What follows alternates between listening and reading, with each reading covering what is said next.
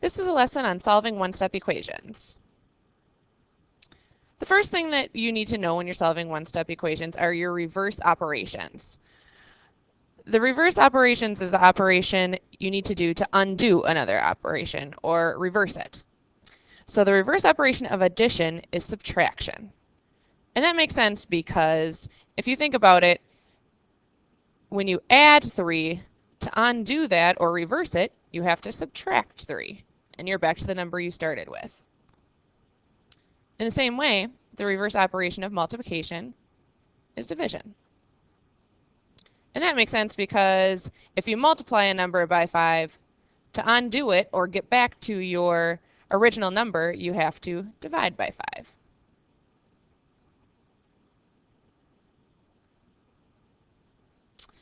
So there are 4 basic steps in solving equations.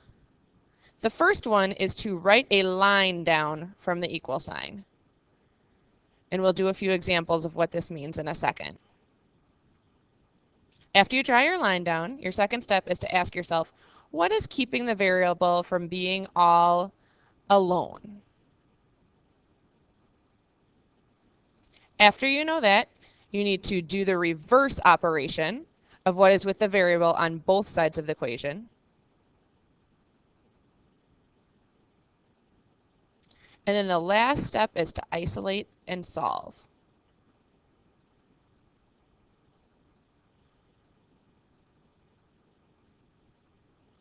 So let's look at a few examples of how to do these steps. These first few problems are going to be addition examples because, as you can see, they all have plus signs in them. So our first step, as we just wrote, is to draw our line down from the equal sign. And the purpose of this is just to show the 2 clear sides of the equation. So there's one side over here, and there's one side on the other side of the line. And we need to make sure that whenever we do something, we do it on both sides. So we do it on the left side and the right side. So as we remember before, the second step is to ask, what is keeping the variable from being all alone? And in this problem, our variable is the x right here. And we want that x to be all by itself on this side. So the thing that's keeping it from being alone on this side is the plus 9. It's the only other thing on that side. So we need to do the reverse operation of plus 9. As we remember, the reverse of plus is minus. So we're going to minus 9 to get rid of it. And remember, we need to do the same thing on both sides. So we're going to minus 9 on this side too. Now, if we take away the 9 on this side, we got rid of that 9. So all we have left on the left is x. And then on the right side, we need to do this math problem. 43 minus 9, and we're going to get 34. And since our x is by itself, that means we're done. So our answer is x equals 34. Let's try one more. First up again, we draw our line down from the equal sign. And since our variable is v, we need to look and see what is keeping the v from being all by itself on this side. Here, the only thing on that side with the v is the plus negative 13. So to get rid of adding negative 13, we need to subtract negative 13. We're doing the reverse operation. Subtract negative 13. And since I wrote that on the first side, I need to write it on the second side. Subtract negative 13. So over here, I got rid of my negative 13. All I have left is v. And on the other side, I have a math problem to do. 19 minus negative 13. And I'm going to get 32. Since my v is isolated, it's all by itself. That means that I'm done. So my answer is v equals 32. Take a minute and try the rest of these addition examples. You have one more to do here. And then there are 3 more on this page.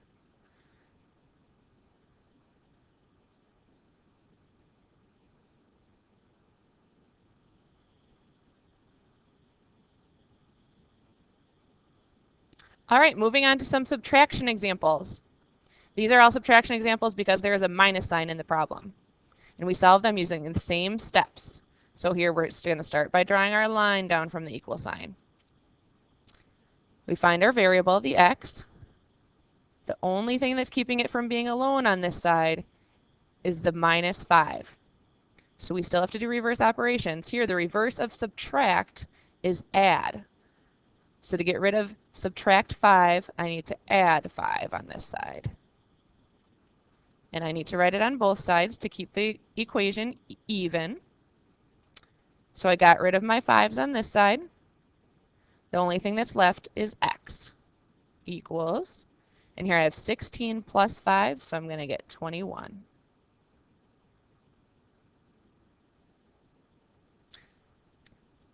The next subtraction example says x minus negative 11 equals 21. The opposite of subtract is add.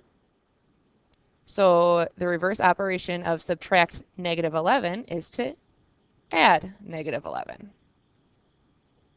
So I need to write that on the other side as well. Got rid of the subtract negative 11, so I have x left over here. And then on the other side I have 21 plus negative 11, and I will get 10.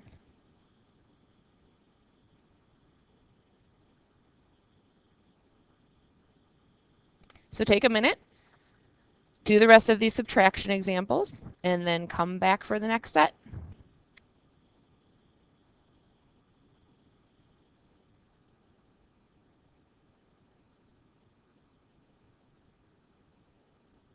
All right, here we are moving on to multiplication examples. They're multiplication because we have a number times the variable on each side. So you know the steps by now. The first, we start by drawing our line down from the equal sign. And here, the thing that's keeping the x from being alone is it's being multiplied by 0.7. So the reverse of multiply is divide.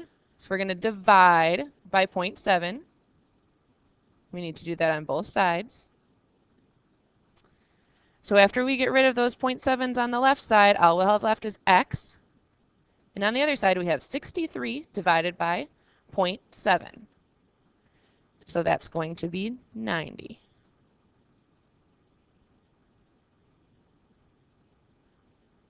Let's try one more. Here we have our line drawn down from the equal sign. Then we're looking at the variable. The only number that's keeping it from being by itself is this negative 18 that's being multiplied by it. Remember, if you don't know that it's multiplied, you can imagine this little dot here. It's invisible, but when they're written next to each other, that means they're being multiplied. So to get rid of multiply by negative 18, we need to do the opposite, which is divide by negative 18.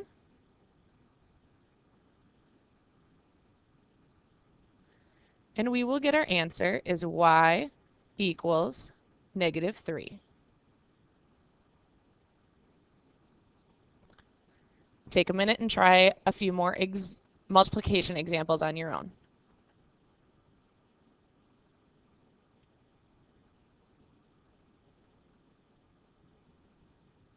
All right, we are on to our last set of examples. These are division examples. Remember, a fraction bar always means divide. So when you see this, the problem should read x divided by 4 equals 7. So we solve these the same way. Draw a line down from the equal sign. The only thing that's keeping this x from being alone is the divide by 4. So the reverse operation of divide by 4, we need to multiply by 4 on both sides. So we got rid of those 4's. On this side, we'll have x all by itself. And on this side, we have to do 7 times 4, and we'll get 28.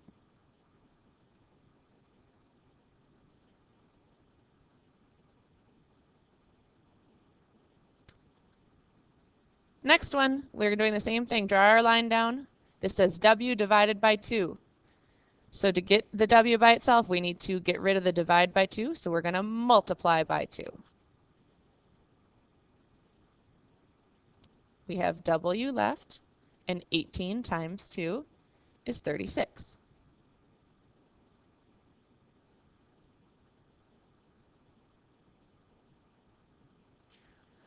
Finish up these practice problems now by completing the division examples.